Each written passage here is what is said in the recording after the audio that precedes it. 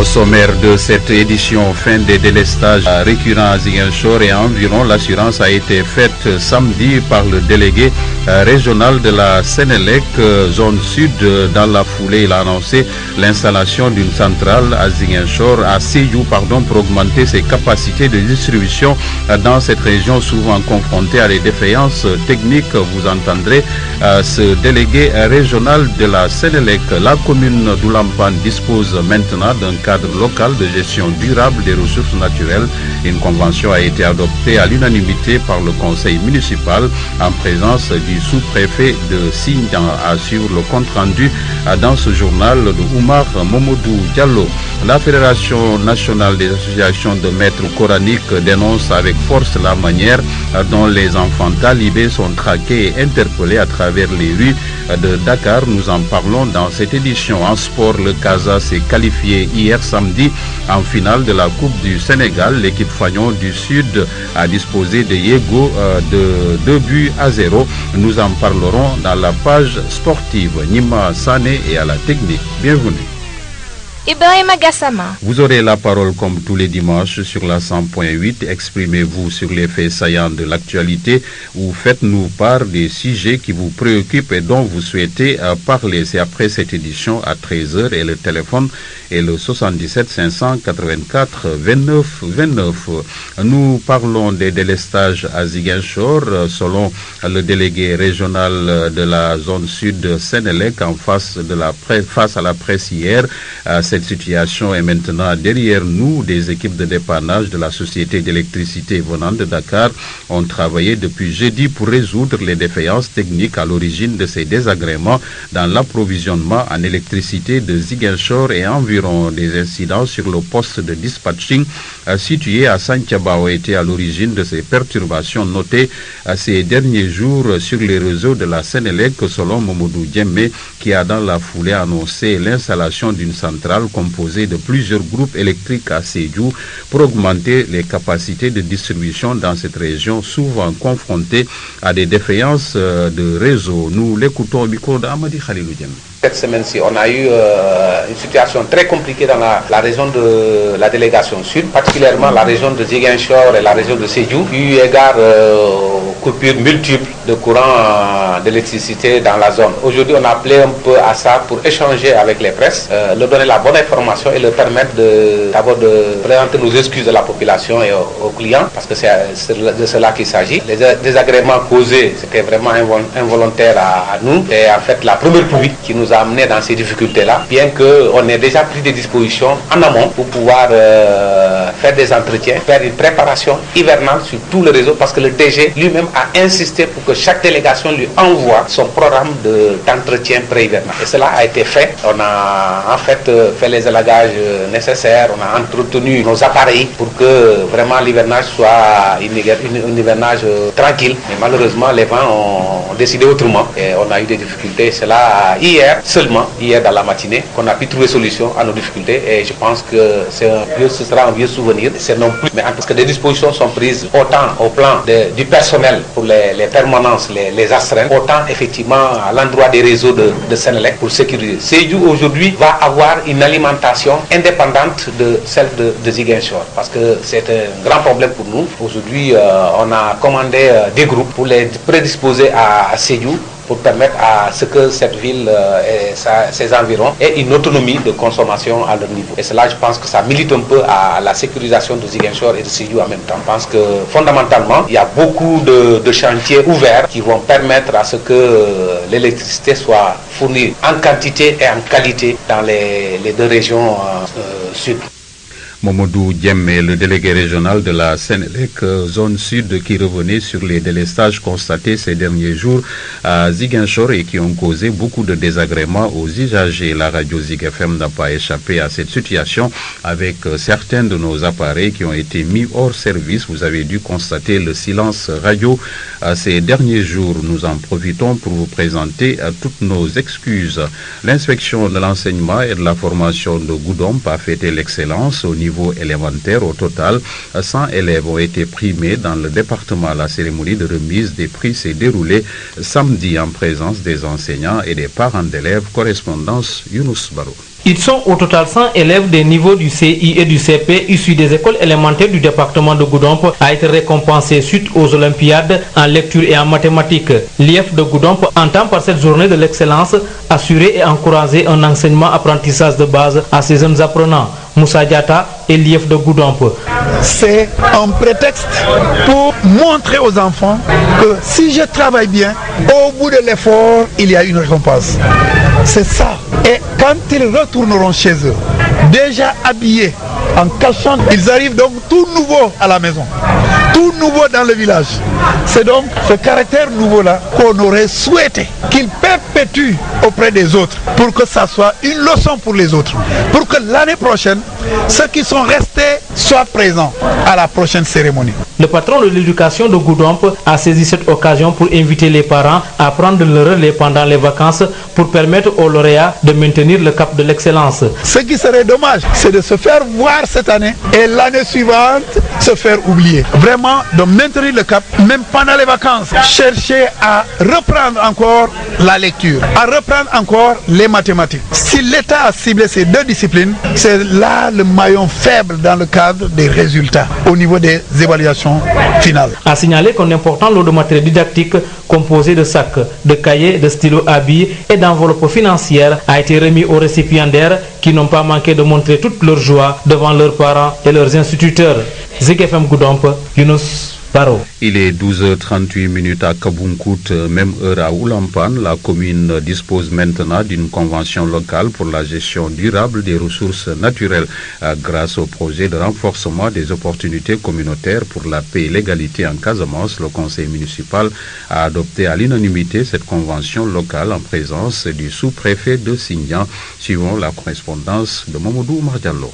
Les forêts classées comme les forêts communautaires sont menacées de dégradation dans le département de Bignona. Conscient du danger qui guette les ressources forestières, le projet de renforcement des opportunités communautaires pour la paix et l'égalité en Casamance offre aux populations un cadre pour la gestion des ressources naturelles. Dans le cadre de ce projet, la commune de Oulampan a adopté une convention locale pour une meilleure préservation des ressources naturelles. Cette nouvelle démarche vise à impliquer directement les populations dans la gestion des ressources naturelles. Lui, Michel Atendeng Badji. Le travail que nous avons fait un réveil de conscience auprès de la communauté. Parce que les lois qui sont votées, c'est vrai, on nous dira qu'il y a le code forestier, il y a plusieurs codes qui ont été mis par l'État. Mais est-ce que les gens connaissent même ce qui se trouve dedans? Ils ne connaissent pas. Cette approche a permis à ces communautés-là de voir, de comprendre qu'ils ont une part de responsabilité, qu'ils peuvent se lever et lutter contre les trafiquants de bois ou bien ceux qui s'adonnent de toutes les façons à détruire notre environnement. Pour le maire de la commune de Oulampan, l'adoption de cette convention locale va renforcer les stratégies mises en place par l'État pour lutter contre la dégradation des ressources naturelles. Lansana Sané. Ce projet est venu à son heure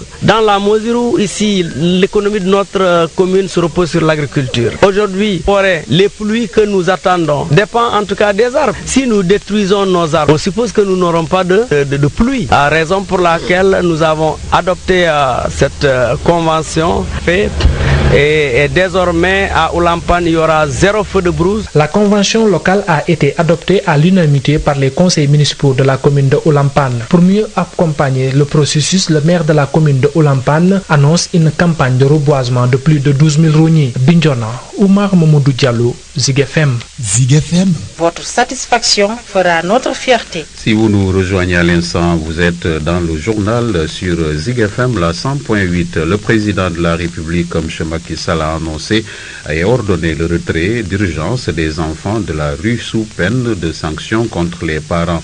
La Fédération nationale des associations de maîtres coraniques dénonce avec force la manière dont les talibés sont traqués et interpellés à travers les rues. Selon ces derniers, cela doit se faire dans le respect de la dignité humaine. Ils ont aussi déploré leur non-implication dans la gestion de cette affaire des talibés en tant que l'une des plus grandes associations regroupant plus de 16 000 daras. Ainsi, ils promettent de se faire entendre très rapidement, même s'ils se disent en phase avec les autorités pour un règlement de la question de la mendicité des enfants talibés. Adam Sek est le secrétaire général de la fédération.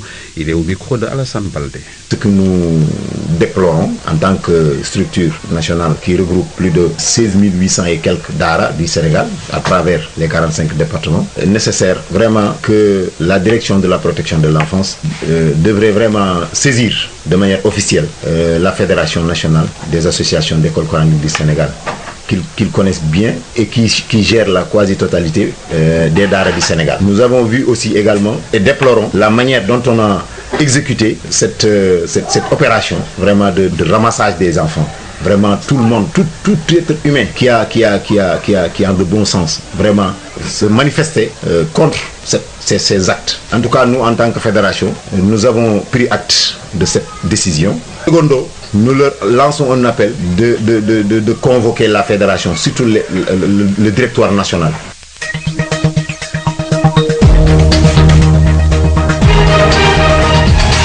À ce stade du journal, nous abordons la page internationale. Nécrologie, l'ancien Premier ministre français Michel Rocard est mort hier samedi 2 juillet 2016.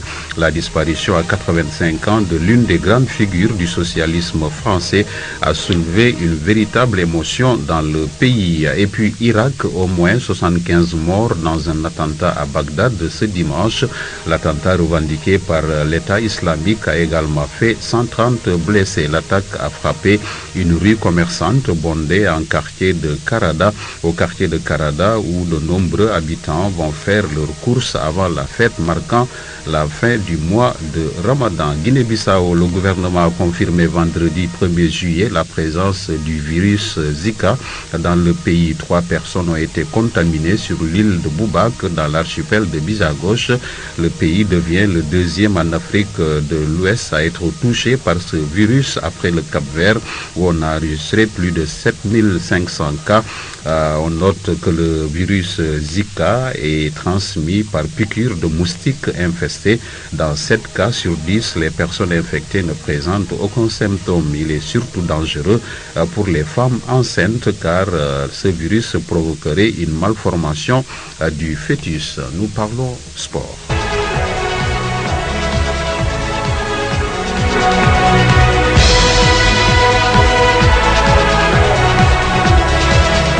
L'équipe du Casa Sport se qualifie pour la finale de la Coupe du Sénégal en senior et junior. Chez les seniors, l'équipe vient à décrocher son ticket qualificatif pour la finale de la Coupe du Sénégal, l'édition 2015-2016 face au Yego. 2-0. Ibrahima Kouli et Dominique Mendy ont été les principaux buteurs de la rencontre qui s'est jouée en infériorité numérique avec 2 footballeurs de Yego qui ont été expulsés de la partie. L'arbitrage a été vivement contesté par l'entraîneur de Yego qui reconnaît toutefois que le Casa Sport a largement mérité sa victoire. Écoutons Ousmane Sen au micro d'Elhaj Malik Sané. Bon, on est venu, on a joué un match correct. Dieu a fait qu'on a perdu. Je félicite le Casa Sport et je leur dis bonne continuation. C'est à cause de l'arbitrage. On a vu que lors du premier but, le premier but qu'il a accordé, la balle était sortie. Mais il a laissé jouer. Et on nous a surpris, le Casa nous a surpris sur ça. C'est pour cela que les joueurs se sont agités. Oui, ça a été difficile, les nerfs étaient tendus. Bon, c'est toujours comme ça. Mais je félicite le Casa et je leur dis bonne continuation. Et vous pensez que c'est une victoire méritée quand même pour le Casa? Oui, c'est une victoire méritée. L'entraîneur du Casa Sport estime que l'essentiel a été fait, le travail va continuer et les joueurs savent ce qui les attend. Demba Ndiaye de dire que la finale sera plus que belle contre Nyari Tali qui s'est également qualifié. Le voici au micro de notre reporter. Oui, vous savez, une victoire en demi-finale est toujours belle. Et on avait très tôt dit aux garçons, j'avais dit aux garçons que le rôle de l'entraîneur s'arrête au quart de finale. Depuis les préliminaires jusqu'au quart de finale, c'est le job de l'entraîneur. Mais dès qu'on franchit les quarts de finale, le job de l'entraîneur est terminé. La demi-finale et la finale, c'est le match du joueur. C'est le joueur qui a besoin de gagner sa demi-finale pour aller jouer une finale qui est la fête du football de son pays et entrer dans l'histoire du football de son pays. Je les ai dit que vous gagnez cette demi-finale, vous allez entrer dans l'histoire du football de votre pays. Si vous ne le faites pas, tant pis pour vous. C'était un moyen seulement pour les galvaniser. Mais néanmoins, on allait continuer à les haranguer, à faire le travail qu'il fallait faire. Mais la demi-finale et la finale, c'est pour le joueur. Le rôle de l'entraîneur, s'arrête au quart de finale. On leur avait dit ça et ils ont compris. Ça a été laborieux pour vous? Oui, ça a été difficile parce que pourquoi? Voilà 3 ans de suite que nous sortions Yego. On les a sortis en 8e de finale, l'année passée en quart de finale. Cette année, on se rencontre en demi-finale. Vous pensez qu'ils vont venir comme ça en pigeon voyageur? Non. On a dit aux gosses, ça va être extrêmement difficile. Donc ils ne voudront pas que nous passions encore sur eux. Donc calmez-vous, prenons notre temps pour jouer et gardons le ballon et essayons de voir ce que ça va venir. Et vous connaissez votre adversaire de la finale, Seigneur Italie? Comment vous allez vous... Ah bon, vous me l'informez parce que je ne suivais pas. Donc j'ai dit que le ministère de la Jeunesse et des Sports n'a qu'à faire pour agrandir les places de Demba Diop, parce que ça va être extrêmement plein. Parce que Niariteli, quand Navariki va débarquer, quand le Casa va débarquer, ça va être un œuf qu'on a enveloppé dans un pagne. Et je pense que c'est comme ça. Non, une finale, on ne la joue pas, on la gagne. La finale ne se joue pas. Il faut gagner la finale, c'est terminé. C'est ce qu'on dit aux gosses. Une finale ne se joue pas, elle se gagne. Dixit Demba Matandiaï, l'entraîneur du Casa Sport qui va rencontrer en finale de Coupe du Sénégal Niaritali qui a sorti la Soudéor de Diourbel 3-2 lors de la demi-finale jouée au stade Demba Diop. Chez les juniors, l'équipe du Casa Sport s'est également qualifiée. Et puis retenons que chez les cadets, l'équipe n'a pas eu de chance en déplacement car elle a été battue à Kaolack à la suite des tirs au but en temps réglementaire. Les deux équipes étaient dos à dos, 0 but partout. C'était face à Kaolack Ndangan. Et puis retenez également qu'en quart de finale chez les filles, le Casa Sport reçoit ce dimanche Baobab de Tambacounda. Le match était annoncé pour 8h ce matin au stade Aline Sitoé Diatta. Le tournoi international des moins de 17 ans se tient du 24 au 29 juillet au stade Léopold Sédar Senghor. Il sera organisé par l'association sportive Isman.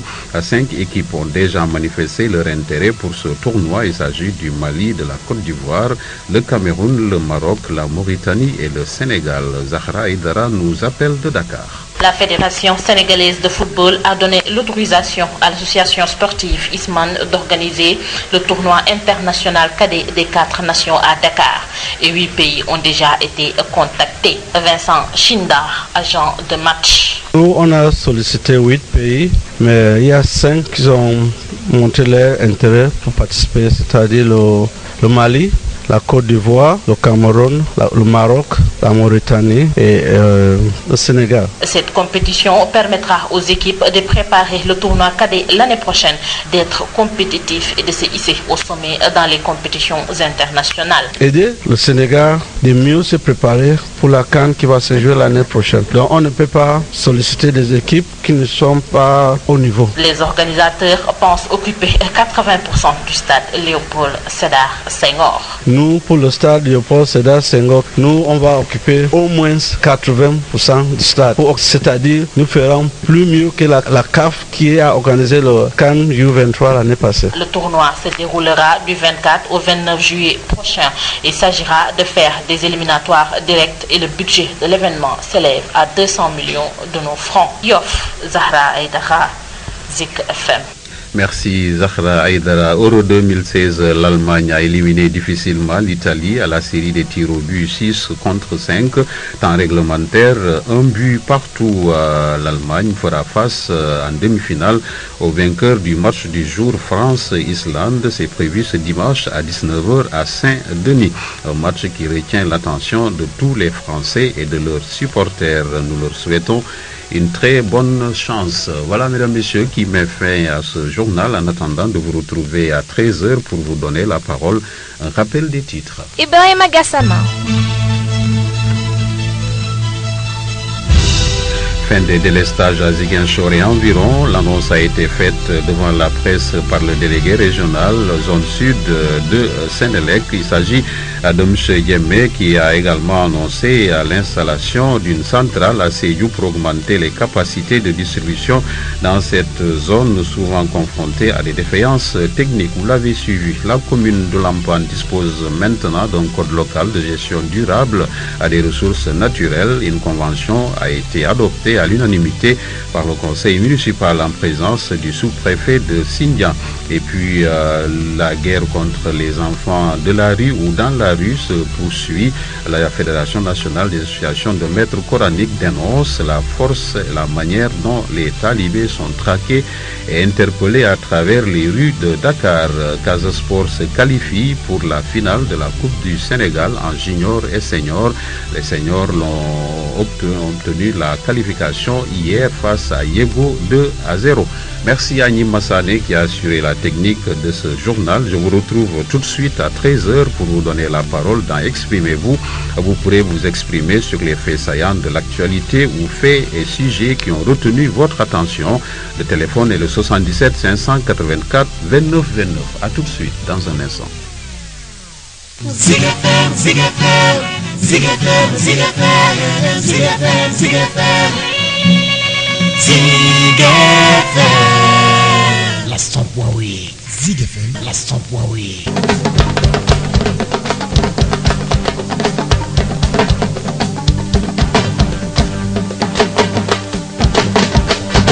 Sigari gari gangarani fanyoy, wax leen sigar. Siga, siga, siga, siga, siga, siga. Kuko mani la koi defe sabin sabin.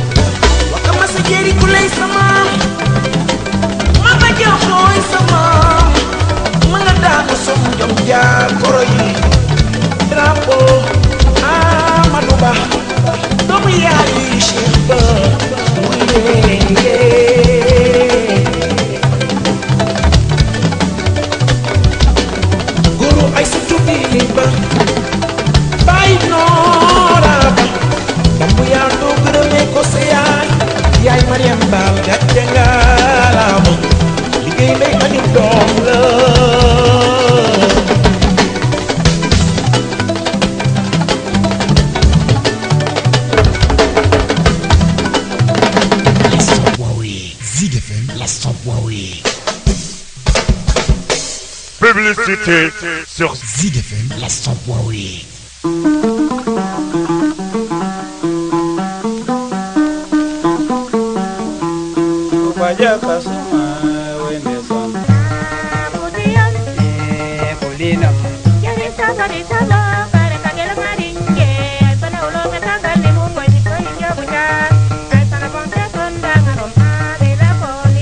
Au Carrefour de la Paix vous donne rendez-vous ce dimanche 3 juin 2020.